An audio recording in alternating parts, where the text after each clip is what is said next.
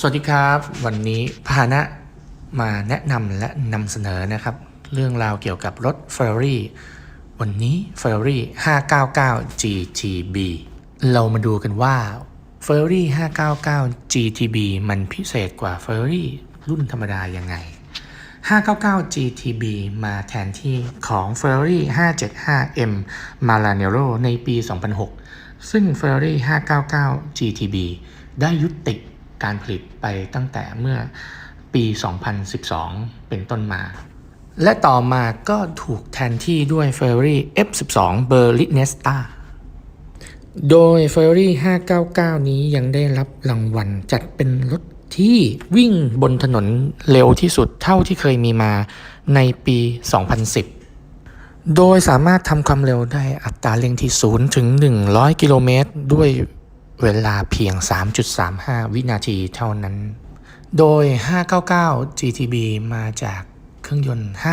5,990 ซีซี ซึ่งเป็นเอกลักษณ์ของ Ferrari มาด้วยขุมกำลัง V12 แบบวางหน้า ซึ่งถือเป็นรถยนต์ขนาดเครื่องยนต์ที่ใหญ่ที่สุดของ Ferrari เรามาฟังเสียงเครื่องยนต์กันว่าเครื่องยนต์ของ V12 Ferrari 599 GTB นี้จะมีเสียงเครื่องยนต์ที่ไพเราะหรือไม่มานะครับนี่ก่อนอื่นต้องวอร์มนิดนึงก่อนนะครับเมื่อไฟโชว์เรียบร้อยแล้วนะครับเดี๋ยวเรามากด Engine Start กันนะครับ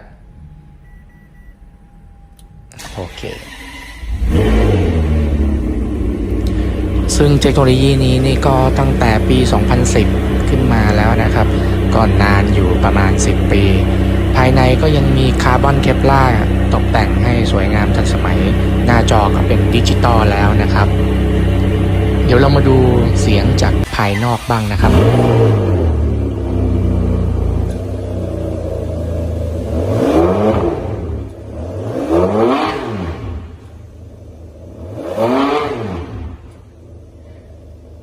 และนี่ก็คือเรื่องราวของ Ferrari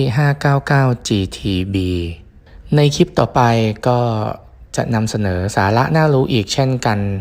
ฝากกดติดตามพาหนะด้วยนะครับแล้วเจอกันใหม่ในคลิปหน้านะครับสวัสดีครับ